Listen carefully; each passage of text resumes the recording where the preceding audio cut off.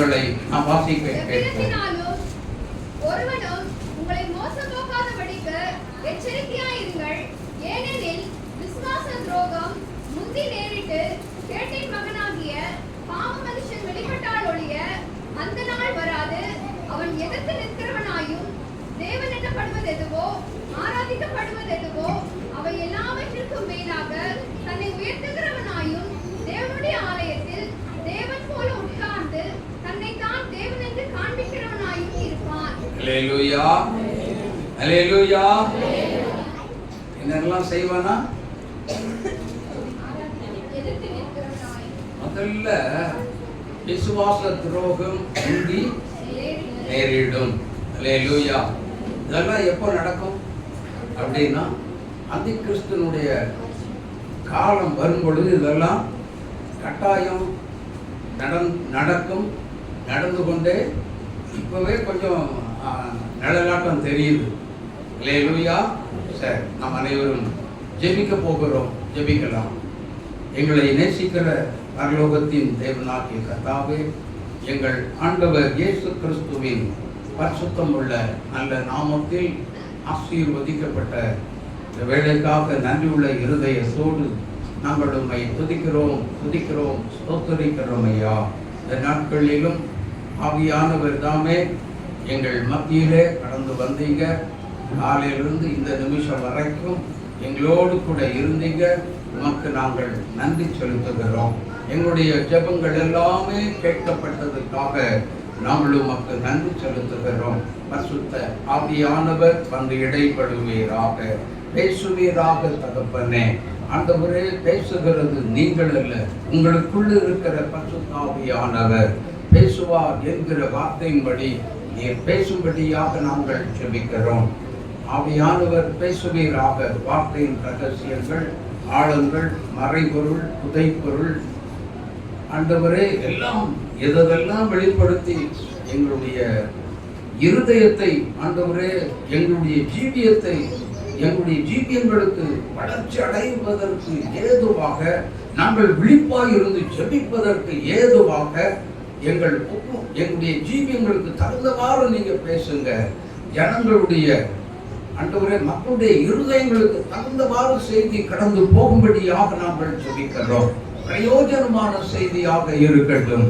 ஆவியானவரே, நீர் மகிமைப்படுவீராக. ஆண்டவர் இயேசு கிறிஸ்துவின் நாமத்தில் ஜெபிக்கிறோம் எங்கள் நல்ல பிதாவே. ஆமென், ஆமென். நாங்க தொடர்ந்து இந்த உபவாச கூடுகையிலே தியானம் செய்து வருகிறோம். அந்தி கிறிஸ்துவனுடைய காலம். அதுல அந்தி கிறிஸ்து எப்படி உருவாக்கப்படுகிறான் அதை முதலாவது தியானித்தோம். எப்படி உருவாக்கப்படுகிறான். அதே நேரத்தில் அவன் உருவாக்கப்படுவதற்கு பொல்லாதவன் என்ன செய்கிறான் அப்படிங்கிறது எல்லாமே தியானம் செய்தோம். அவன் என்னென்ன செய்வான், சபைக்குள்ள என்னென்ன காரியங்கள் எல்லாம் செய்வான், வெளியில என்னென்ன காரியங்கள் எல்லாம் செய்வான் என்பதை எல்லாமே சபைக்குள்ளே அவனுடைய வேலையே என்னன்னா கள்ள தீர்க்கதரிசிகளை உருவாக்கி, கள்ள போதகர்களை உருவாக்குகிறது தான் அவனுடைய பணி. அல்லேலூயா. விசுவாசிகள் மிக மிக தெளிவாக இருக்க வேண்டும். எப்படி தெளிவாக விழிப்புள்ளவர்களாய் இருக்க வேண்டும் என்று சொன்னால் ரொம்ப உன்னிப்பாக கவனிக்க வேண்டும். நீங்க இந்த செய்தியெல்லாம் வெளிப்படுத்தின விசேஷம், அந்த அதிகாரங்கள் எல்லாவற்றையும் நீங்க முழுக்க நீங்க தியானம் பண்ணி படிச்சா தான் இந்த செய்தி உங்களுக்கு புரியும். இல்லாவிட்டால் கட்டாயம் புரியவே புரியாது. அல்லேலூயா. எல்லாம் நாம் இந்த உலகத்தில் கிறிஸ்தவர்களா இருக்கிறோம் என்று சொன்னால் இத்தனை காரியங்களையும் நாம் அவசியம் தெரிந்து வைத்திருக்க வேண்டும். அல்லேலூயா. சபைக்குள்ளே குழப்பங்களை உண்டாக்குவான், சபைக்குள்ளே பிரிவினைகளை உண்டாக்குவான். யார் விசுவாசத்துல வீக்கா இருக்காங்களோ அவர்களை பிடித்துக் கொள்ளுவான். அவர்கள் மூலமாகத்தான் இந்த அந்தி கிறிஸ்துவனுடைய ஆவி என்ன செய்யும், கள்ள போதகனாக மாற்றும். இன்றைக்கு அநேகரை நாம பார்க்கிறோம். சினிமா பாடல்களை பாடி என்ன சொல்றாங்க, இதுதான் கர்த்தர் உங்களுக்கு கொடுத்த தீர்க்க தரிசனம் என்று தைரியமாய் உரைக்கின்றார்கள். தவறான ஒரு போதனை. அல்லேலூயா, அல்லேலூயா. அது மாத்திரமல்ல, சில சபைகளிலே பிளெஸிங்கை குறித்து சொல்லி சொல்லி சொல்லி சொல்லி பரிசுத்தத்துக்கு நேராய் வழி நடத்துகிறதை ஊழியர்கள் இன்றைக்கு விட்டுவிட்டார்கள், தவறி விட்டார்கள். ஆனால் இன்றைக்கு காலகட்டங்களுக்கு தேவையான உண்மையான சத்தியம் என்னவென்றால், கடைசி நாட்களில் நடக்க போகிற சில சம்பவங்கள் தான். அல்லேலூயா. இதை கேட்டால் என்ன நடக்கும் தெரியுமா? ஜனங்கள் ஆட்டோமேட்டிக்கா, நீங்க பரிசுத்தத்தை குறித்து போதிக்க வேண்டிய அவசியமே இல்லை, தானாகவே என்ன செய்வார்கள், இந்த சத்தியத்தை கேட்டாலே போதும், ஆட்டோமேட்டிக்கா தானாகவே, ஐயோ இப்படியெல்லாம் நடக்குமா, நான் பரிசுத்தத்தை நோக்கி நான் பயணம் செய்ய போகிறேன் என்கிற ஒரு பயம் உண்டாகிவிடும். அல்லேலூயா, அல்லேலூயா. எனக்கு அன்பான தேவனுடைய பிள்ளைகளே, இது கடைசி நாட்கள் ஆனபடியினால இப்ப சபைக்குள்ள நடக்கிற சில காரியங்களை நாங்க ஒன்னு ரெண்டு நான் சொல்றேன், கவனிங்க. திடீரென்று ஒருவர், என்னுடைய நண்பர் ஒருவருக்கு ஒரு போன் வருகிறது சென்னையிலிருந்து. என்ன தெரியுமா? இதெல்லாம் கேள்விப்பட்டீங்களோ என்னவோ தெரியல. ஏசுநாதர் சென்னைக்கு வந்துட்டாரு, உங்க சபைக்கு கூட்டிட்டு வர்றதா யாராவது கேள்விப்பட்டீங்களா? சொல்லுங்க, தெரிஞ்ச யாராவது இருக்கீங்களா? இயேசுநாதர் வந்துட்டாருங்க. எங்க வந்திருக்கிறார்? சென்னையில வந்திருக்கிறார். சரி, எந்த இடத்துல இருக்கிறாருன்னு கேட்டா கிண்டியில இருக்கிறார். இதெல்லாம் நம்ப முடியுமா? கடைசி நாட்கள், நாம் வஞ்சிக்கப்பட்டு போக கூடாது. வேதம் சொல்லுகிறது. மத்தேயு எழுதின சுவிசேஷம் 24ஆம் அதிகாரம் 4வது வசனம் என்ன சொல்லுகிறது? வாசித்து பாருங்கள். ஏனெனில் கள்ள கிறிஸ்துகளும் கள்ள தீர்க்கதரிசிகளும் எழும்பி கூடுமானால் தெரிந்து கொள்ளப்பட்ட 4வது வசனமா, இயேசு அவர்களுக்கு பிரதியுத்தரமாக, ஒருவனும் உங்களை வஞ்சியாதபடி எச்சரிக்கையாயிருங்கள். வார்னிங் பண்றார். நம்முடைய ஆவிக்குரிய வாழ்க்கையிலே ஆண்டவர் அடிக்கடி ஜெபத்துல சொல்லக்கூடிய ஒரு வார்த்தை என்னன்னா, விழித்திருந்து என்ன செய்யுங்க. ஆமா, மத்தேயு 26ஆம் அதிகாரத்தில் 40வது வசனமும் 41வது வசனம் வாசித்து பார்க்கும் பொழுது சீஷர்களை பார்த்து சொல்லுகிறார்,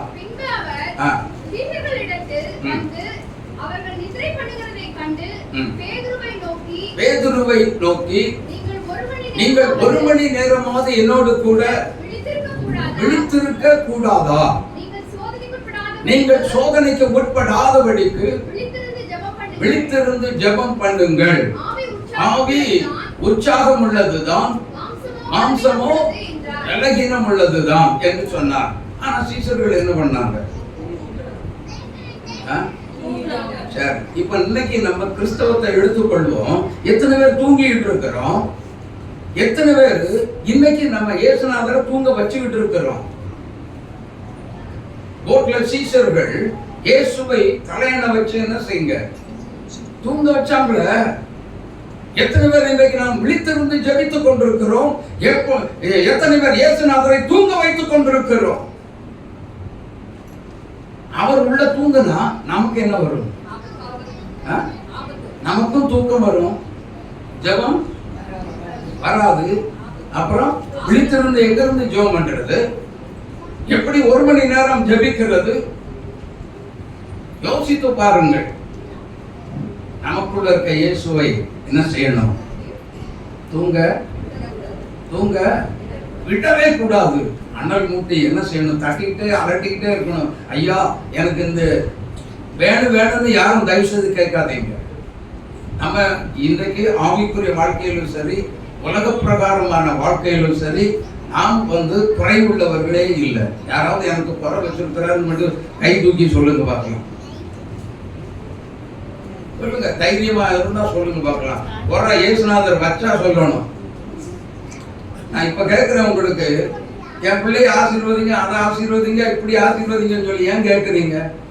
ஆசீர்வாதத்தை தயவு செய்து கேட்டு கேட்டு கேட்டு கேட்டு என்ன பண்ணிட்டோம் சொல்லுங்க. நம்முடைய ஆவிக்குரிய வாழ்க்கையை நாம் கவனிக்காமல் விட்டு விட்டோம். அதனால்தான் இயேசுநாதர் தெளிவாக சொல்லுகிறார், உன்னை ஒருவன் வஞ்சியாதபடி எச்சரிக்கையாயிரு. வார்னிங் கொடுக்கிறார். தேவனுடைய பிள்ளைகளே, ஏன் வார்னிங் கொடுக்கிறார் என்று சொன்னால், நாம் வஞ்சிக்கப்படத்தக்க நல்ல புரிந்து கொள்ளுங்க. இந்த மருந்து இருக்கு பாத்தீங்களா, இந்த நல்ல மிட்டாய் மாதிரி இருக்கும், பார்த்தா உடனே அது மேல உட்காரும். கொஞ்ச நேரத்துல துடி துடித்து செத்து போகும். எத்தனை பேர் பார்த்துருக்கீங்க? அதே மாதிரி தான் சாசானவனும் ஆசை காட்டி மோசம் போக்குகிற பொல்லாதவன். அவனை நம்பி ஏமாந்து அவனுடைய வலையில யாரும் என்ன செய்யக்கூடாது, நல்ல விசுவாசிகள் விழுந்து விடக்கூடாது. அல்லேலூயா, அல்லேலூயா. நம்ம வச்சு என்ன செய்வான், இல்ல பிராய்லர் கோழிக்கு நிறைய உள்ள நிக்கிற இடத்துல போட்டு தீனியை போட்டு என்ன செய்வான், கொழுக்க வச்சு கடைசியில 40வது நாள் எங்க கொண்டு போறான் சொல்லுங்க? கொலைக்களத்துக்கு கொண்டு அது போகுது. கொஞ்ச நேரத்துல 40 நாள் தான், அதுக்கு மேல அதுக்கு ஆயுசு நாட்கள் இல்லை. யோசித்து பாருங்க.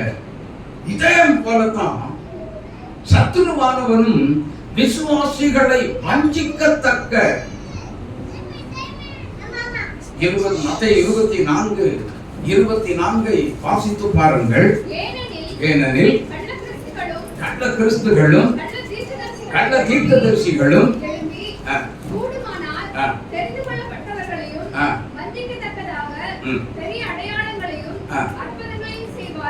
அற்புதங்களையும் என்ன செய்வாங்களா, எல்லாமே நடக்கும். எல்லாமே நடக்கும். பெரிய பெரிய அற்புதம் நடக்கும். என்ன அற்புதம் நடக்கும்? செத்து போனவனை நிறுத்தி உயிரோடு எழுப்பி விட்டுருவாங்க. ஹலோ, நல்ல கவனிங்க. டெட் பாடிய நிறுத்தி அவங்களும் இயேசுவின் நாமத்தில் எழுந்திருந்தான் சொல்லுவாங்க. ஆமே, எழுந்திருந்து சொல்லி சொன்ன ஒரு டச் பண்ணா போதும், உடனே எந்திரிச்சு உட்கார்ந்து விடுவாங்க. அப்ப உடனே நம்ம பாஸ்டர்ட்ட வல்லமை இல்ல, ஒண்ணுமே இல்ல, எதுவுமே கிடையாது அப்படின்னு சொல்லி ஜனங்கள் அங்க இங்க நீங்க என்ன செய்யக்கூடாது, ஏன் போகக்கூடாது அப்படிங்கிறது தான் இன்னைக்கு சத்தியம். அல்லேலூயா, அல்லேலூயா. சரி, அப்போ போகாம என்ன செய்யணும்? அதிக நேரம் நல்லா புரிந்து கொள்ளுங்க.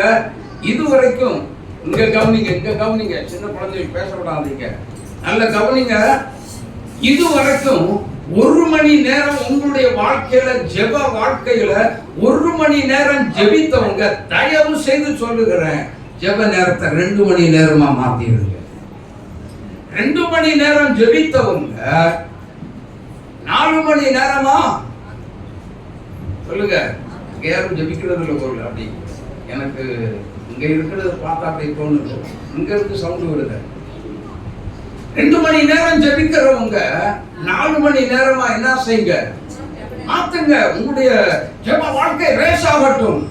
நீங்க அப்படி மாத்துனீங்கன்னா ஆண்டவரும் பரிசுத்த ஆவியானவருக்கும் நமக்கும் உள்ள ஒரு தொடர்பு சீரான நிலைமையில் உருவாக்கப்படும். அல்லேலூயா, அல்லேலூயா. அப்படி உருவாக்கப்பட்ட உடனே நமக்குள்ளே நீங்க ஜெப ஆவியினால் என்னை நிரப்பும் நீங்க ஏசப்பட்ட கேட்க வேண்டிய அவசியமே இல்லை. ஆட்டோமேட்டிக்கா நம்ம மேல ஜெப ஆவி இறங்கி விடும். அல்லேலூயா. ஆவியிலே நிறைந்து தேசத்திற்காக ஜெபிப்பீர்கள். இப்படி வஞ்சகமான கூட்டங்களுக்காக போராடி ஜெபிக்க நம்முடைய ஆவியானவர் சும்மா இருக்க விடவே மாட்டார். ஆமென், ஆமென். எதையோ ஒன்றை செய்து கொண்டே இருக்க வைத்துக் கொண்டே இருப்பார், பேசிக்கொண்டே இருப்பார். வஞ்சக கூட்டங்கள் வருகிறது, நீ விழிப்பாயிரு என்று சொல்லுவார். ஆமென், அல்லேலூயா. பாருங்க, அந்த கிறிஸ்தனுடைய கிரியைகளை பாருங்க, வாசிங்க. வெளிப்படுத்தின விசேஷம் 11ஆம் அதிகாரம் 6-7 வசனங்களை வாசிக்க கேட்போம். அவர்கள் தீர்க்க தரிசனம் சொல்லி வருகிற நாட்களிலே மழை பெய்யாதபடிக்கு வானத்தை அடைக்க அவர்களுக்கு அதிகாரம் உண்டு. அவர்கள் தண்ணீர்களை இரத்தமாக மாற்றவும் தங்களுக்கு வேண்டும் போதெல்லாம் பூமியை சகலவித வாதைகளாலும் வாதிக்கவும் அவர்களுக்கு அதிகாரம் உண்டு. ஹலோ, அவங்க என்ன பண்ணுவாங்க? தங்களுக்கு வேண்டும் பொழுதெல்லாம் என்ன செய்வாங்க? என்ன வேண்டுமானாலும் செய்திருவாங்க. பூமியில கலவரத்தை உண்டாக்குவாங்க. இப்ப கலவரம் வருதுல்ல, யோசித்து பாருங்க. எந்த நேரத்துல இந்தியாவுக்கும் பாகிஸ்தானுக்கும் போர் வரும்னு தெரியாது. இப்போ ஏற்கனவே இஸ்ரேல் தேசத்துக்கும் காசாவுக்கும் போர் நடந்து கொண்டிருக்கிறது. அதே மத்தேயு 24ஆம் அதிகாரத்தில் சொல்லப்பட்டிருக்கிறது, யுத்தங்களின் செய்திகளையும் கேள்விப்படுவீர்கள், ஆனாலும் கலங்காதிருங்கள், முடிவு உடனே வராது. யோசித்து பாருங்க, நல்லா சிந்திக்கணும். ஆவிக்குரியவங்க நம்ம என்ன செய்யணும் அப்படின்னா, இப்படிப்பட்ட இந்த கலப்பா பேசுறாங்க பாத்தீங்களா, நல்லா புரிஞ்சுக்கோங்க. தெளிவில்லாம கலப்பா கண்டதை வளரிட்டே இருப்பாங்க. அந்த மாதிரி சபையை விட்டு தயவு செய்து வெளியே ஓடி போயிருங்க. சத்தியம் தெளிவா வர்ற மாதிரி இருக்கணும். அதே நேரத்துல இயேசுவை மையமாக வைத்து பிரசங்கிக்காத எந்த ஒரு ஊழியமும் அது உண்மையான ஊழியமும் அல்ல. அதை விட்டுட்டு உடனே வெளியே வந்துருங்க. அல்லேலூயா. அந்த மாதிரி போதகர்களோடு ஐக்கியமே வைக்காதீங்க, உறவு வைக்காதீங்க. எனக்கு அன்பான தேவனுடைய பிள்ளைகளே, வாசிங்க இன்னொரு வசனத்தை வாசிங்க. வெளிப்படுத்தல் 13ஆம் அதிகாரம் 7வது வசனத்தை வாசிங்க. பரிசுத்தவான்களோட யுத்தம் பண்ணுகிறது, அவர்களை ஜெயிக்கும்படிக்கு அவர்களுக்கு என்னதான் அதிகாரம் கொடுக்கப்பட்டிருக்கிறது.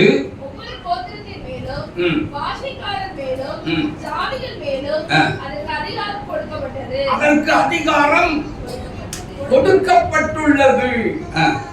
எனக்கு அன்பான தேவனுடைய பிள்ளைகள், ஆனா நம்ம என்ன சொல்லுகிறோம்? நம்ம இயேசப்பா என்ன சொன்னார்? மத்தேயு 28ஆம் அதிகாரத்தில் உயிர்த்தெழுந்த உடனே ஒரு வார்த்தையை சொன்னார். என்ன சொன்னார்? வானத்திலும் பூமியிலும் சகல அதிகாரம் எனக்கு கொடுக்கப்பட்டிருக்கிறது.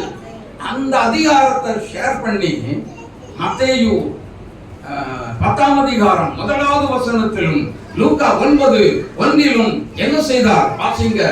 அப்பொழுது அவர் தம்முடைய 12 சீஷர்களையும் தம்மிடத்தில் வரவழைத்து அசுத்த ஆவிகளை துரத்தவும் சகல வியாதிகளையும் சகல நோய்களை நீக்கவும் அவர்களுக்கு அதிகாரம் கொடுத்தார். ஆனா இயேசப்பா அதிகாரம் கொடுத்திருக்கிறார். எதன் மேலெல்லாம்? சகல பிசாசின் மேல் அதிகாரம் தந்திருக்கிறார். அல்லேலூயா, அல்லேலூயா. ஆனா அவனுக்கு கடைசி நாட்களில் கொடுக்கப்பட்டது என்னது? நம்ம மேல அவனுக்கு அதிகாரம் வந்துருச்சு. அல்லேலூயா.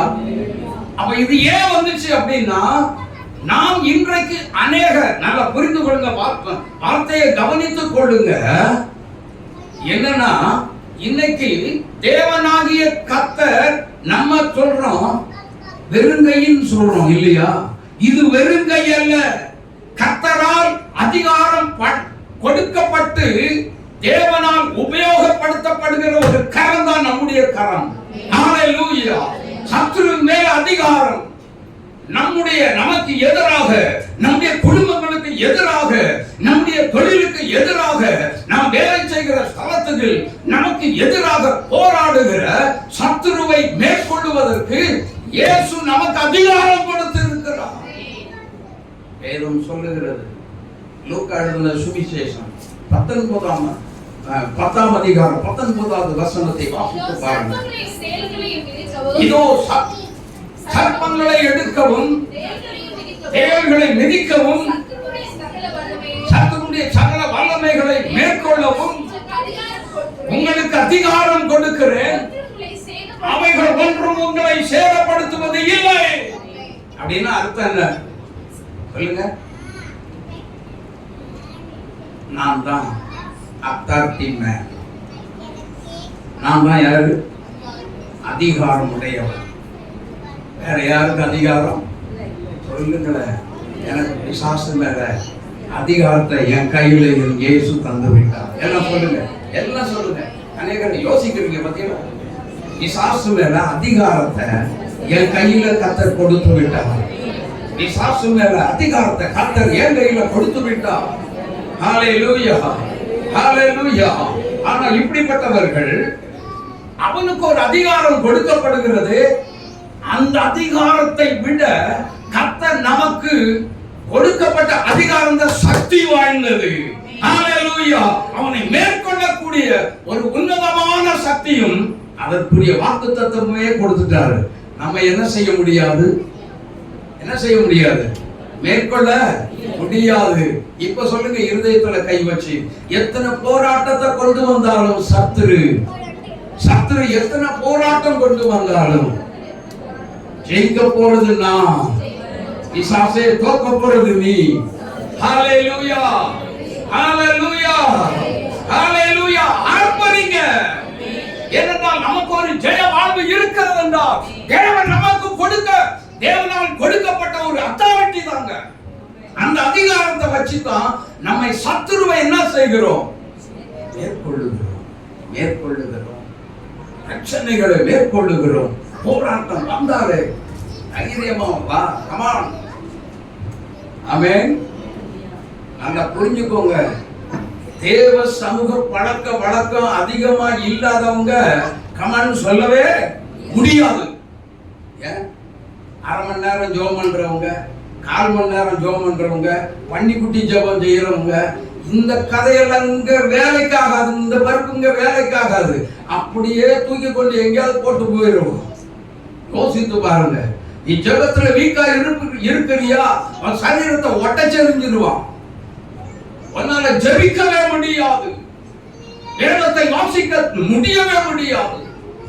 என்ன செய்ய போகிறோம்? அதுக்கு தான் சொன்னேன். 1 மணி நேரம் ஜெபம் பண்ணவங்க சொல்லுங்க, இங்க பீஸ் போன பிறகு இருந்து சத்தத்தை பரணுங்களா?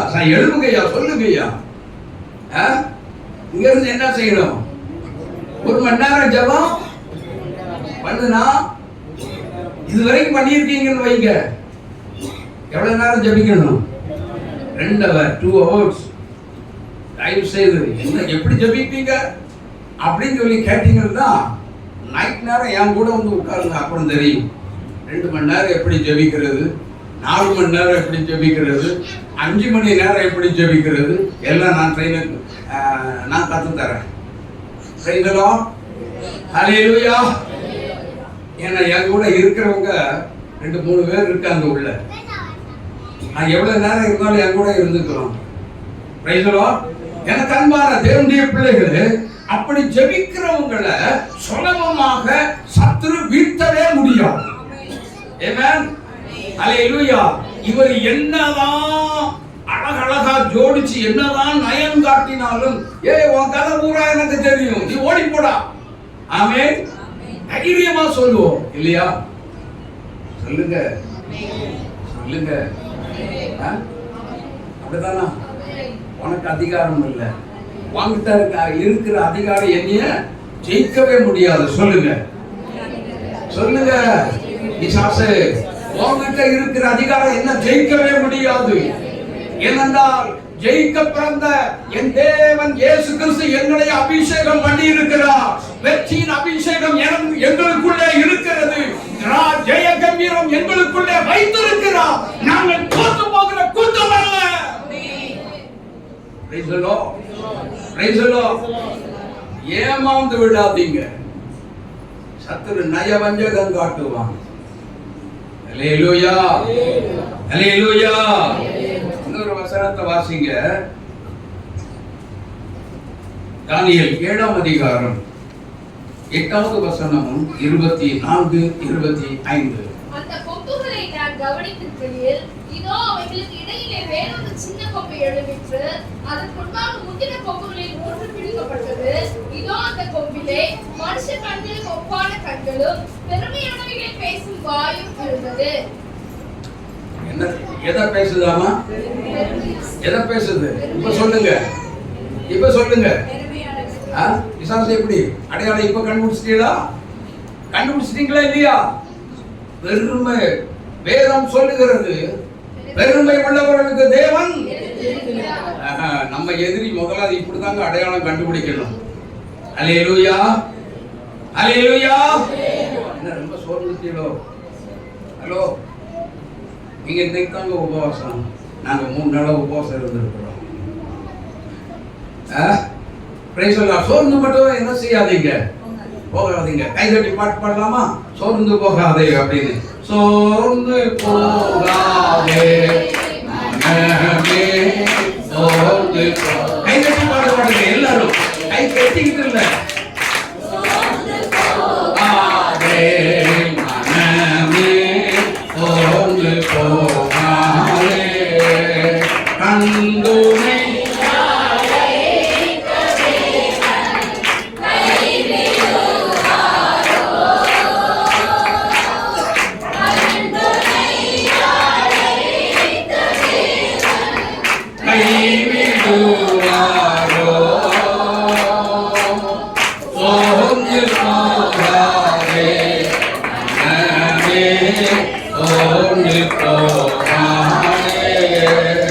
துன்பங்கள் தொல்லை கடுமை சோர்ந்து கொண்டாடும். துன்பங்கள் தொல்லை கடுமை சோர்ந்து கொண்டாடும். அந்த உண்மை கேட்கும் நேரம் ஆனந்தமல்லோ. அந்த உண்மை கேட்கும் நேரம் ஆனந்தமல்லோ. சோர்ந்து போகாதே மனமே, சோர்ந்து போகாதே. அல்லேலூயா. நம்ம யாருமே என்ன செய்யாதீங்க, சோர்ந்து போனீங்க அவ்வளவுதான் கதையே. சோர்ந்து போய் மூலையில போய் உட்காந்துட்டீங்க அப்படின்னா பக்கத்துல வந்துடுவோம். யாரு கரெக்டா யார் சொன்னது பாத்தீங்களா? சின்ன குழந்தைகள் சொல்றாங்க சண்டை வந்துடுவோம் அப்படின்னு. அல்லேலூயா, அல்லேலூயா. அப்ப சோர்ந்து என்னதான் நடந்தாலும், என்னதான் பிரச்சனை வந்தாலும், என்னதான் பலகீனங்கள் வந்தாலும் நம்ம என்ன செய்யக்கூடாது? சோர்வுக்கு இடமே தரக்கூடாது. பக்கத்துல பார்த்து சொல்லுங்க, சோர்வுக்கு இடமே தந்துடாதீங்க. நீங்க சோர்வுக்கு இடம் கொடுத்தீங்க அப்படின்னா உங்ககிட்ட இடம் பிடிப்பான். புரியுதா புரியலையா? புரியுதா புரியலையா? எந்த நிமிஷம் எந்த நேரத்துல வேதம் சொல்லுகிறது எவனை விழுங்கலாமோ என்று வகை தேடி சுற்றி வந்துகிட்டே தான் இருக்கிறான். ஆனா இந்த கிறிஸ்தவங்களுக்கு இன்னும் வரைக்கும் என்ன இல்லை, அந்த உணர்வே கிடையவே கிடையாது. சாத்தானு குறித்த பயமும் கிடையாது. ஆனா சாத்தான் தான் அந்த சாத்தான் இல்லை. இங்க பேய் ஆடும் பத்தியில அதை குறித்து ரொம்ப பயந்துக்கிடுவாங்க. பேய் ஆடிச்சுன்னா நிற்கவே மாட்டாங்க, ஒரே ஓட்டம் தான் ஓடியே போயிடுவாங்க. ஆனா இந்த வஞ்சகனுடைய இந்த கடைசி கால அந்த கிறிஸ்துவனுடைய ஆவியை குறித்த ஒரு விழிப்புணர்வும் இல்ல, கிறிஸ்தவங்க கிட்ட பயமும் இல்ல. கடைசி நேரத்துல அவன் ஒரு காரியத்தை செய்வான். என்ன தெரியுமா? நீங்க வாசிங்களா? ஒரு காரியத்தை வாசிங்க. தானியேல் 7ஆம் அதிகாரம் 24, 25 வசனங்களை வாசிங்க. அந்த 10 கொம்புகள் என்னவென்றால் அந்த ராஜ்யத்திலே எழும்பும் 10 ராஜாக்களாம். அவர்களுக்கு பின்பு வேறொருவன் எழும்புவான். அவன் முந்தினவர்களை பார்க்கிலும் மேலே இருந்து 3 ராஜாக்களை தாழ்த்தி போட்டு உன்னதமானவருக்கு விரோதமாக வார்த்தைகளை பேசி உன்னதமானவருக்கு விரோதமாக வார்த்தைகளை பேசி என்ன வார்த்தை பேச போறாங்க? விரோதமா தான் பேசுவான், ஆப்போசிட்டாவே பேசுவான். நீ விசுவாசி அப்படின்னா இல்ல நீ அவிசுவாசி அப்படின்பா. இயேசு சுகம் கொடுத்துட்டார் அப்படின்னு சொல்லி சொன்னா அவன் இல்ல உனக்கு சுகமே எல்லாமே எதிர்பார்த்த பதமா தான் பேசுவான். சரி, கீழே வாசிங்க சீக்கிரம்.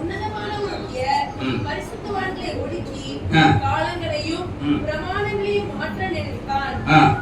காலங்களையும் பிரமாணங்களையும் நாம செய்ய வேண்டியதெல்லாம் என்ன செஞ்சிருவோம்? மாத்தி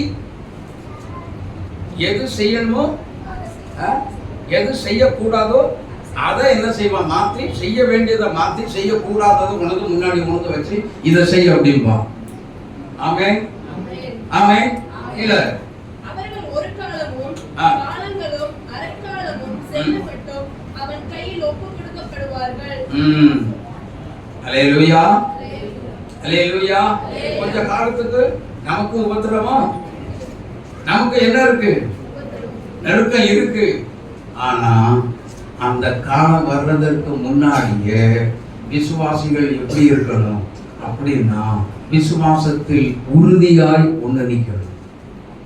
ஒரு தேவனுடைய பிள்ளைக்குள்ள விசுவாச விலகினப்பட்ட விசுவாசமே உள்ள இருக்கவே கூடாது. பலமுள்ள ஒரு விசுவாசம் இருக்க வேண்டும். நம்முடைய விசுவாசிகளின் தகப்பன் விசுவாசத்தில் பலவீனமா சொல்லுங்க இருந்ததே இல்லை. அல்லேலூயா. இந்த சம்பவங்கள் எல்லாம் ரோமர் 4ஆம் அதிகாரத்துக்குள்ள இருக்கிறது. அல்லேலூயா. ஆனா அவர் அப்போ நமக்குள்ள இருக்க விசுவாசத்தை முதல்ல என்ன செய்யணும்? சோதிக்கணும்.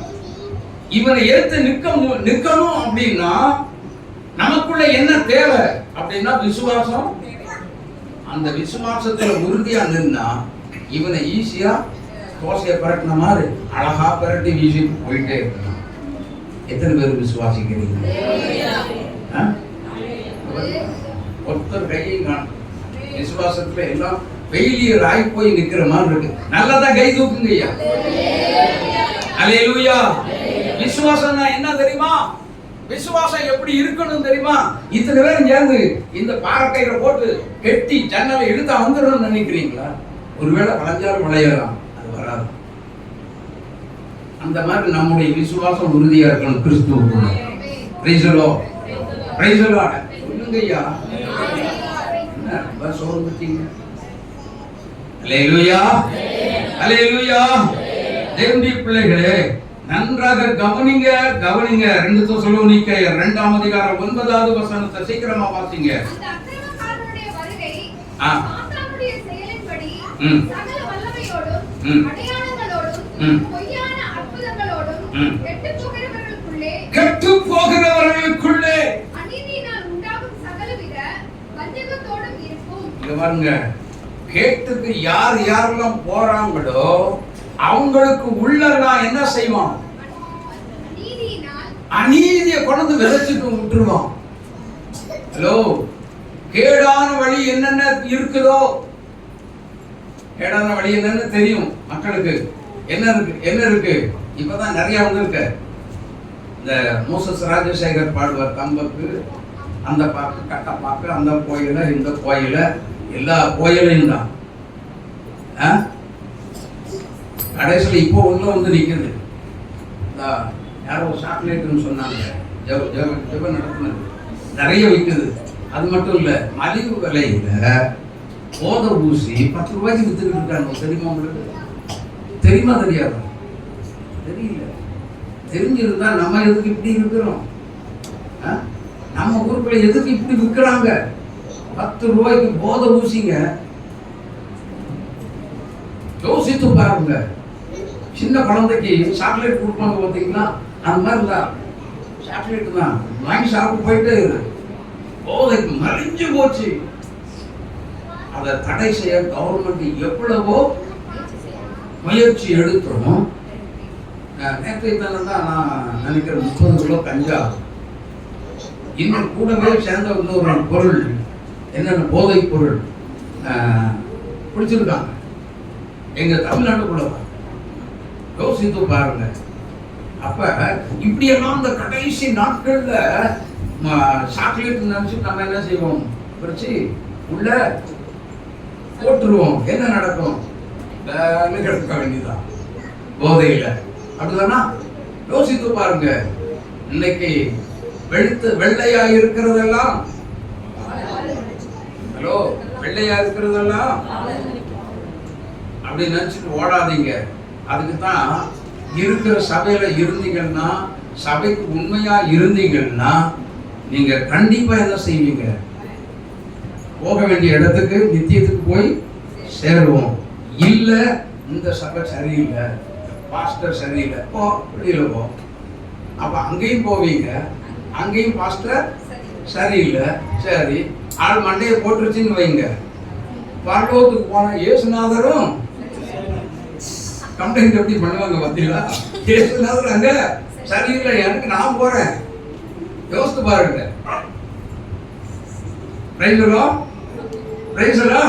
அப்படி சொல்ல போறாங்களா? கண்டிப்பா சொல்லுவாங்க.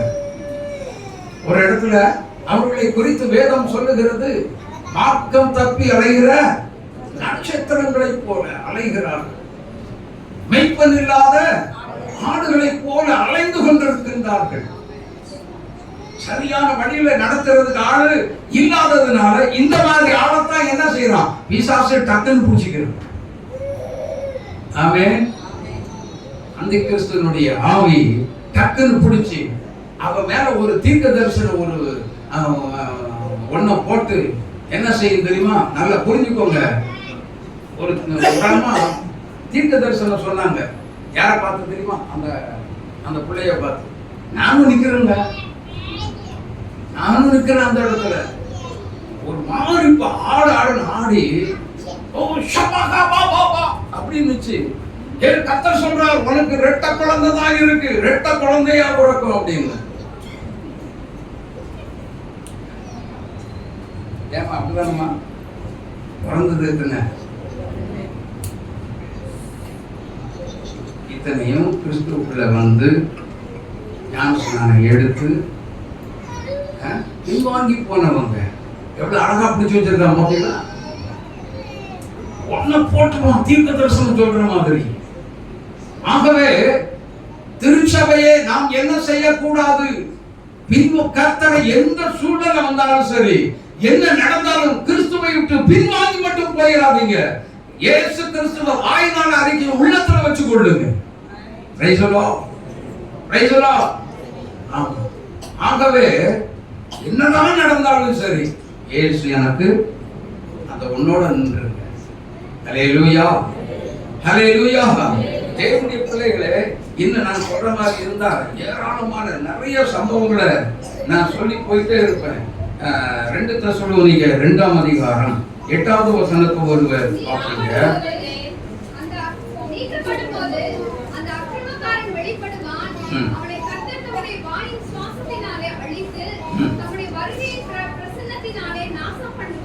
ஆமென். ஹல்லேலூயா, ஹல்லேலூயா. வெளிப்படுத்தல் 13:8. உலக தோற்றம் முதல் அடிக்கப்பட்ட ஆட்டுக்குட்டியினுடைய ஜீவ புஸ்தகத்தில் பெயர் எழுதப்பட்டிராத பூமியின் குடிகள் யாவும் அதை வணங்குவார்கள். அதை என்ன செய்வாங்க? வணங்குவார்கள். இவன் என்ன செய்வாங்க தெரியுமா? நல்லா புரிந்து கொள்ளுங்க. பெரிய நம்ம இயேசுநாதருடைய ஆடு மாதிரி நோக்கி உட்கார்ந்துட்டு இருப்பான். கடைசியில என்ன நடக்கும் தெரியுமா? அதெல்லாம் நான் உங்களுக்கு சொல்றேன். என வசனத்தை சொல்லி முடிக்க எனக்கு நேரம் இல்லை. அதனால உங்களுக்கு நான் சொல்றேன். என்ன செய்வான் தெரியுமா? கடைசி நேரத்துல ஏதோ ஒரு உருவத்தை கொண்டு வச்சுக்கிட்டு இவன் என்ன செய்வான் அப்படின்னா, இதை நீ என்ன செய்ய வணங்கு அப்படின்னா என்ன பண்ணுவீங்க? என்ன செய்வோம்? என்ன ஐயா செய்வோம்? அப்படியே பார்த்துட்டு போகணும் அப்படின்னு நினைக்கிறீங்களா? அதுக்கு இன்னொரு சம்பவத்தை சொல்றேன். உயிரூட்டுவோம். அந்த பச்சை உருவத்துக்கு ஒரு உயிரூட்டி அது பேச ஆரம்பிக்கும். எங்களை பார்த்தெல்லாம் பேசும். ஆம்பாள் ஜீவன் உள்ள தேவன் வசனம் இருக்குங்க. அல்லேலூயா, அல்லேலூயா. யோசித்து பாருங்க. உயிரூட்டி பேச வைப்பான். நம்புவியா? பின்னாடி போவியா? எதை செய்ய போறோம்? நீ விழித்திருந்து ஜெபம் பண்ணினா இப்படிப்பட்ட காரியங்களுக்கு என்ன செய்யலாம்? தப்பிச்சு ஓடலாம். விழித்திருந்து ஜெபிக்கிறது பெருசு இல்லை. நம்முடைய பரிசுத்தத்தை காத்து கொள்ளுகிற பரிசுத்தவான்களாக இருக்கணும். அல்லேலூயா, அல்லேலூயா. நம்ம பிள்ளைகள் பரிசுத்தத்துக்கு நேரா போயிட்டு இருக்காங்களா இல்ல எந்த ரூட்ல போயிட்டு இருக்காங்க? யோசிச்சு பாருங்க. கொஞ்சம் சிந்திச்சு பாருங்க. நீங்க எப்படி இருக்கிறோம்? எந்த ரூட்ல இருக்கிறோம்? நம்ம பிள்ளைகள் எப்படி வாழ்ந்து கொண்டு இருக்கிறார்கள்? தயவு செய்து சொல்லுகிறேன், சத்தியத்தை ஊட்டி வளர்த்து கொடுங்க. உங்க பிள்ளைகளுடைய வாழ்க்கை பின் வாழ்க்கை ரொம்ப டேஞ்சரான ஒரு காலத்துக்குள்ள போய் கொண்டு இருக்கிறது. ஆகவே சத்துரு வஞ்சிக்கிற ஒரு காலத்துக்குள்ள நாம் கடந்து போய்கொண்டே இருக்கிறோம். ஆகவே இப்படிப்பட்ட சூழ்நிலைகள் எல்லாம் நாம் தப்பி பிழைப்பதற்கு, தப்பிச்சு ஓடுவதற்கு லூக்கா 21ஆம் அதிகாரம் 36வது வசனம் வாசிங்க சீக்கிரம்.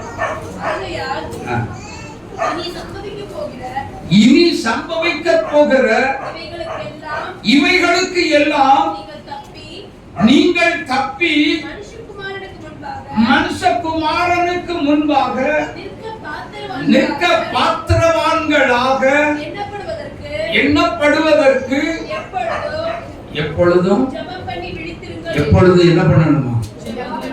எப்பொழுதும் ஜெபம் பண்ணி. இதுக்கு தாங்க கர்த்தர் உங்களை சொல்றாரு, திருச்சபையே எப்பொழுது நீ ஜெபம் பண்ணி என்ன செய்ய வேண்டும் சொல்லுங்க. நாங்கெல்லாம் தூங்கிட்டு தான் இருக்கோம். அப்படியா? சரி, தூங்கிட்டே இருக்க. இங்கெல்லாம் விழித்திருந்து ஜெபம் பண்ண வேண்டும். அல்லேலூயா. தைரியமா சொல்லுங்க ஐயா, விழித்திருந்து ஜெபம் பண்ணணும். சொல்லுங்க. பக்கத்துல உங்களை பக்கத்துல இருக்கவங்களை பார்த்து சொல்லுங்க, விழித்திருந்து watch and pray. விழித்திருந்து எப்படி ஜெபம் பண்ணணும் தெரியுமா? ஹலோ, விழித்திருந்து எப்படி ஜெபம் பண்ணணும் தெரியுமா? கொலோசியர் 4:2 படிங்க, தெரியும். இடைவிடாமல் ஜெபம் பண்ணுங்கள். ஸ்தோத்திரத்தோடு கூடிய ஜெபத்தில் என்ன செய்யுங்க? விழித்திருங்கள். அப்படி இருந்தா இப்படிப்பட்ட கொடிய சம்பவத்துக்கு எல்லாம் நம்ம என்ன செய்யலாம்? ஹலோ, என்ன செய்யலாம்? என்ன செய்யலாம்? தப்பிச்சு போயிடலாம். எத்தனை பேர் தப்பிச்சு ஓடுறதுக்கு ரெடியா இருக்கிறீங்க? Praise the lord. ஹalleluya. தப்பிச்சு ஓடணும்னு சொல்லி முயற்சி பண்ணுனீங்கன்னா கர்த்தர் உங்களோடு கூட இருந்து தப்பிச்சு விட்டுருவாரு. ஆமென். அவன் வலையில போய் நம்ம கால் சிக்கிக் கொள்ளவே ஒரு நாளும் சிக்கிக் கொள்ளவே கொள்ளாது. ஹalleluya, ஹalleluya. அவன் என்ன நல்லா புரிஞ்சுக்கோங்க. இப்போ முன்னாடி ஜெபம் நடத்திட்டீங்க. எங்களுக்குலாம் ரொம்ப ரொம்ப ஆசையா இருந்துச்சு, ரொம்ப சந்தோஷமா இருந்தது. ஆனா ஜெபமா நடக்கிற இரு எப்படினாலும் உனக்கு என்ன செய்வேன்? உனக்கு ஒரு கண்ணி வச்சிருக்கிறேன், சிக்காமையா போக. அவன் அப்படி கண்ணி வச்சிருப்பான். ஆனா நம்ம ஜெபம் இருக்கு பாத்தீங்களா? நாம ஜெபிக்கிற ஜெபம், ஸ்தோத்திர ஜெபம் இருக்கு பாத்தீங்களா? அது அவனுக்கு கண்ணி வச்சு அவனை சிக்க வச்சு விடுவோம். ஹalleluya. இதை புரிந்து கொள்ளுங்க. அதனால தான் அடிக்கடி நம்ம விசுவாசிகள் இடத்துல அடிக்கடி ஜெபத்துல நான் சொல்றது, அதிகமா ஸ்தோத்திரம் பண்ணி ஜெபம் பண்ணுங்க. Price the Lord. நீங்க துதித்து ஸ்தோத்திரம் பண்ணி ஜெபம் பண்ணுனா உங்களுக்கு எதிரா உங்களை சிக்க வைக்கணும்னு நினைச்ச பிசாச நீங்க பண்ற துதி ஸ்தோத்திர ஜெபம் சிக்க வச்சு விடும். ஹalleluya. அவனை அழித்து விடும். ஆமென். ஆகவே நாம் என்ன செய்யவே கூடாது? விழிப்புள்ளவர்களாய், விழிப்பே இல்லாம இருக்கவே விழிப்பு இல்லாம ஜெபம் பண்ண போகாதீங்க. பாட்டு மட்டும்தான் தெரியும். என்னது?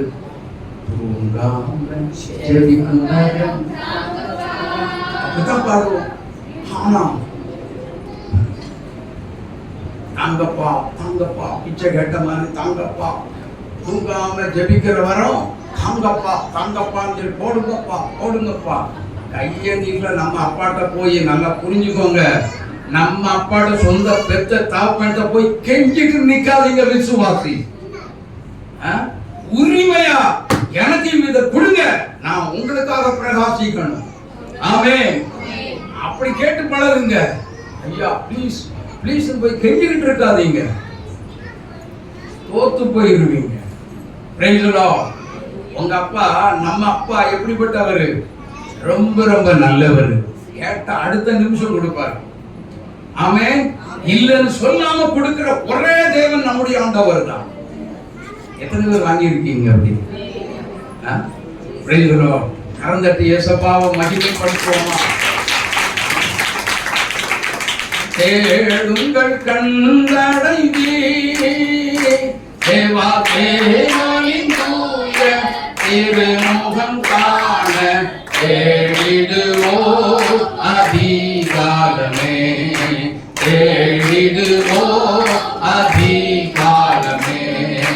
தேடுங்கள் கண்டடைந்தே காலையின் ஸ்தோத்திர கீதம் இந்த வேளையில் வேதத்தின் தியானம் நல்லபூமம் எனது இன்பம் கிரியைகள் செய்துழைத்தே நல்லபூமம் எனது இன்பம் கிரியைகள் செய்துழைத்தே தேடுங்கள் கண்டடைவே தேவா தேவனின் தூய திருமுகம் காண தேடிடுவோ அதிகாலமே தேடிடுவோ அதிகாலமே.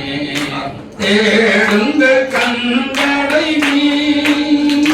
எத்தனை பேருக்கு அதிகால வேளை எழுந்திருந்து ஜெபிக்கிற பழக்கம் வச்சிருக்கீங்க? நல்ல பொய் பேசக்கூடாது, கரெக்டா சொல்லணும். எவ்வளவு நேரம் ஜெபிக்கிறீங்க? அரை மணி நேரமோ 1/4 மணி நேரமோ. ஆனா ஒன்ன மட்டும் சொல்றேன், தயவு செய்து ராத்திரி 10 மணி ஆனா ஊழியக்காரங்க என்ன செய்யக்கூடாது? தூங்கவே போகக்கூடாது, வெட்டுக்கே போகக்கூடாது. எப்படினாலும் என்ன செய்யணும்? குறைஞ்சது ஜஸ்ட் ஒரு 2 hours ஆகும் ஜெபம் பண்ணிட்டு பெற்றுக்கு போங்க. உங்களுடைய நித்திரை இன்பமா இருக்கும். ஆனா அதையும் மீறி உட்கார்ந்தீங்கன்னா ஆவியானவரோடு பேசுறது, ஆவியானவர் மணவாளனும் மணவாட்டி கொஞ்சம் உலாவுகிறது, அந்த அனுபவங்களே தனி. அந்த அனுபவங்கள் வேறு. அல்லேலூயா அல்லேலூயா. நன்றாக புரிந்து கொள்ளுங்க. அனுபவத்தோடு சொல்லுகிறேன்.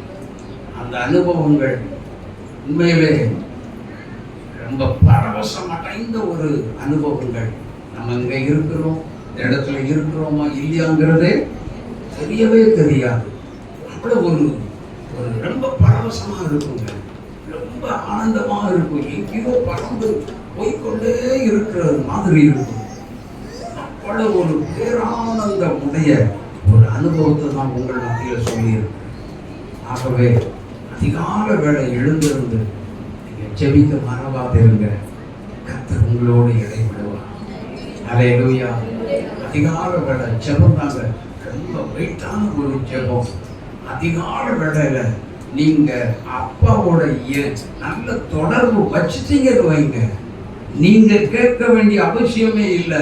அவர் கேட்பார், மகளே உனக்கு என்ன வேண்டும், மகனே உனக்கு என்ன வேண்டும். ஆண்டவர் கேட்பார். நம்ம என்ன செய்யலாம்? எனக்கு நீங்க மட்டும் ஹலோ சொல்லுங்க. ஏன் தெரியுமா? காரு பங்களா எல்லாம் அங்கதான் இருக்கு. ஹலோ இங்க பாருங்க, காரு, பங்களா, இன்னும் என்னென்ன வேணும்? அத்தனை எங்க இருக்கு? அதனால ஒரே வார்த்தையில சொல்லி முடிச்சிருங்க, இயேசுவே நீர் மாத்திரம். அவ்வளவுதான். எல்லாரும் எழுந்திருக்கலாமா? நீர் மாத்திரம் போதும், நீர் மாத்திரம் போதும், நீர் மாத்திரம் போதும். ஏசப்பா பார்த்து சொல்லுங்க, நீர் மாத்திரம் போதும், நீர் மாத்திரம் போதும், நீர் மாத்திரம் போதும் எனக்கு. எல்லாம் சொல்லுங்க, ஏசப்பாவை பார்த்து, நீர் மாத்திரம் போதும்,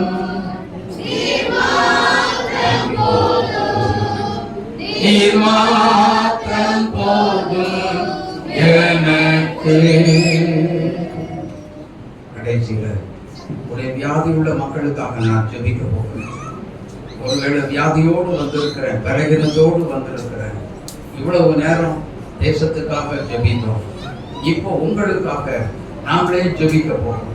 நமக்காக நாமே ஜெபிக்க போகிறோம். ஹல்லேலூயா. எல்லாரும் என்ன செய்ய போகிறோம்? நம்முடைய வியாதி, நம்முடைய குடும்பத்தில் இருக்க பிரச்சனை, போராட்டம் இன்றைக்கே மறைஞ்சு போகும்படியா நம்ம எல்லாரும் ஜெபிக்க போகிறோம். ஜெபிக்கலாமா? அவங்க இருதயத்துல கை வைங்க. ஏசப்பா, உங்களுக்கு என்னென்ன பலகீனம் இருக்கிறதோ அது உங்களுக்கு தெரியும், அது உங்களுக்கு தெரியும். இயேசுவே என்னை தொடும். சொல்லுங்க, இயேசுவே, சத்தமா சொல்லுங்க, இயேசுவே என்னை தொடும், என்னை தொடும், என்னை குணமாக்கும். இயேசுவே என்னை தொடும், என்னை குணமாக்கும், என்னுடைய மகனை குணமாக்கும், என்னுடைய பிள்ளைகளை குணமாக்கும். பலகீனத்தோடு வந்திருக்கிறேன், சுகவீனத்தோடு நான் வந்திருக்கிறேன். இயேசுவே சொல்லுங்க, சத்தமா சொல்லுங்க, இயேசுவே என்னை தொடுமையா, என்னை குணமாக்கும் ஆண்டவரே. இயேசுவே சத்தமா சொல்லுங்க, இயேசுவே, இயேசுவே என்னை தொடு, என்னை குணமாக்கும். இயேசுவே என்னை தொடுங்கப்பா, என்னை சுகமாக்குங்கப்பா. நான் உங்க பிள்ளைதாங்க. நான் வியாதியோடு இருக்க நீர் விரும்புகிற தேவன் அல்ல. என்னை குணமாக்கும். எனக்கு ஒரு விடுதலை தேவை, நிரந்தரமான விடுதலை தேவை. என்னை குணமாக்கும் ஐயா. ஹல்லேலூயா, ஹல்லேலூயா. கர்த்தருடைய ஆவியானவர் இறங்கி வந்து தொடுகிறதை பார்க்கிறேன். மகிமை, மகிமை, மகிமை, தேவனுடைய வல்லமை இறங்கி வருகிறது தேவனுடைய பிள்ளைகளே. ஓ ஹல்லேலூயா, ஹல்லேலூயா. Thank you master, wonderful Lord. உமக்கு நன்றி. அற்புதங்களை செய்கிற தெய்வமே, ஹல்லேலூயா. உமக்கு நன்றி, உமக்கு நன்றி தகப்பனே. யூட்ரஸ் பிரச்சனையினால் வந்த பிள்ளைகள் இங்கே இருக்கிறீர்கள். தேவனுடைய கரம் அப்படிப்பட்டவர்களை தொடுகிறதை பார்க்கிறேன். தேவனுடைய வல்லமை உங்கள் மேல் அபரிதமாய் இறங்கி கொண்டிருக்கிறது. மகிமையாய் வல்லமையாய் இறங்கி வருகிறார். ஓ ஹல்லேலூயா. ஆர்த்ரைட்டிஸ் பலகீனம் மறைகிறது. Arthritis, come out in the name of Jesus Christ. இயேசு கிறிஸ்துவின் நாமத்தினால் வெளியே வரும்படிக்கு உம்முடைய ஒளியக்காரனாகிய அடிமை அதிகாரத்தோடு கட்டளை கொடுக்கிறேன். ஒவ்வொருடைய சரீரத்தோடு வெளியில வா என்று உனக்கு கட்டளை கொடுக்கிறேன். Hallelujah. Thank you Jesus. Thank you master. ஓ கிட்னி என்கிற பலகீனம், அப்படிப்பட்ட பலகீனத்தின் மீது தேவனுடைய வல்லமை இறங்குவதாக, இப்பொழுது இறங்குவதாக. சுகம் உண்டாகட்டும் ஆண்டவரே. பாதிக்கப்பட்ட கிட்னிகள் விடுதலை வருவதாக. இயேசுவின் நாமத்தில் விடுதலை உண்டாவதாக. அற்புதங்கள் நடப்பதாக. ஹல்லேலூயா. இருதய நோயினால் பாதிக்கப்பட்டவர்களை பார்க்கிறேன். வாழ்வு பலகீனம் உண்டு, இப்பொழுது சுகம் உண்டாகட்டும். ஓ பலகீனப்பட்ட அந்த வாழ்வு மறுபடியும் ஓ மறுஜீவன் உயிர் அடையட்டும், உயிர் அடையட்டும். மறுபடியும் ஜீவன் புதுப்பிக்க வேண்டுமாய் நாங்கள் ஜெபிக்கிறோம். சுகர் கம்ப்ளைன்னால் வந்திருக்கிற பிள்ளைகளை, ஓ நரம்பு சம்பந்தப்பட்ட நோய்களை இயேசுவே நீர் தொடுவீராக, நீங்கள் சுகமாக்குவீராக. விடுதலை உண்டாவதாக, விடுதலை உண்டாவதாக. மூளை சம்பந்தப்பட்ட நோய்கள் இயேசு கிறிஸ்துவின் நாமத்தில் இந்த நிமிஷம் மறைவதாக, இப்பொழுது மறைவதாக. இயேசுவே, நீங்க கொடுத்த பெரிய விடுதலைக்காக உமக்கு நன்றி. நீங்க கொடுத்த பெரிய விடுதலைக்காக உமக்கு நாங்கள் நன்றி செலுத்துகிறோம். அநேகரை கத்தர் தொட்டிருக்கிறார். எல்லாம் சொல்லுங்க, இயேசுவின் நாமம். இருதயத்தில் கை வைங்க. இயேசுவின் நாமத்தில் எனக்குள்ள பலகீனம் இல்லை, எனக்குள்ள பலகீனம் இல்லை, எனக்குள்ள பலகீனமே இல்லை. இயேசு என்னை சுகமாக்கி விட்டார். இயேசு என்னை சுகமாக்கி விட்டார். இயேசு என்னை சுகமாக்கி விட்டார். இயேசு என்னை சுகமாக்கி விட்டார். இயேசுவின் நாமத்தில் நான் சுகமானேன். இயேசுவின் நாமத்தில் நான் சுகமானேன். இயேசுவின் நாமத்தில் நான் சுகமானேன். இயேசுவின் தழும்புகளால் சுகமானேன். இயேசுவின் தழும்புகளால் சுகமானேன். இயேசுவின் தழும்புகளால் சுகமானேன். எனக்குள்ள பலகீனமே இல்லை, எனக்குள்ள பலகீனம் இல்லவே இல்லை, எனக்குள்ள பலகீனம் இல்லவே இல்லை. இயேசுவின் நாமத்தில் விடுதலை அடைந்து விட்டேன். இயேசுவின் நாமத்தில் விடுதலை அடைந்து விட்டேன். கரந்தட்டி இயேசுவை மகிமைப்படுத்துங்க, மகிமைப்படுத்துங்க, மகிமைப்படுத்துங்க, மகிமைப்படுத்துங்க. ஹalleluya. ஸ்தோத்திரம். எத்தனை பேர் விடுதலை அடைஞ்சீங்க? நல்ல கரங்களை தூக்குங்க சீக்கிரமா. விடுதலை அடைஞ்சவங்க, வேலைக்கு நான் சுகமானேன் அப்படின்னு சொல்றவங்க வெட்கப்படாதீங்க. சீக்கிரத்துல சார் நாம் ஜெபிக்கலாம். அன்பின் பரலோக பிதாவாகிய தேவனே, எங்கள் ஆண்டவர் இயேசு கிறிஸ்துவின் நாமத்தில் விளைக்காய்மை துதிக்கிறோம். நல்ல வார்த்தைகளை தந்தீங்க, உமக்கு நன்றி. தொடர்ந்து இந்த உபவாச கூடுகையில் எங்களோடு கூட இருந்தீங்க, உமக்கு நன்றி. இன்னும் தொடர்ந்து நாங்க ஆண்டவரே உமது நீங்க கொடுக்கிற தரிசனத்தின்படி இந்த ஊழியத்தை நடத்த நீர் தருவதால் மகிமைப்படுவீராக. இயேசுவின் நாமத்தில் பிதாவே. ஆத்மாவே கர்த்தரை ஸ்தோத்திரி, ஆத்மாவே கர்த்தரை ஸ்தோத்திரி. கர்த்தர் செய்த சகல உபகாரங்களையும் மறவாதே. ஆமென். நம்முடைய கர்த்தராகிய இயேசு கிறிஸ்துவினுடைய கிருபையும் பிதாவாகிய தேவனுடைய அன்பும் பரிசுத்த ஆவியானவருடைய ஐக்கியம் சகல ஆசீர்வாதமும் நம் அனைவரோடு கூட எப்போதைக்கும் இருப்பதாக. எல்லாருக்கும்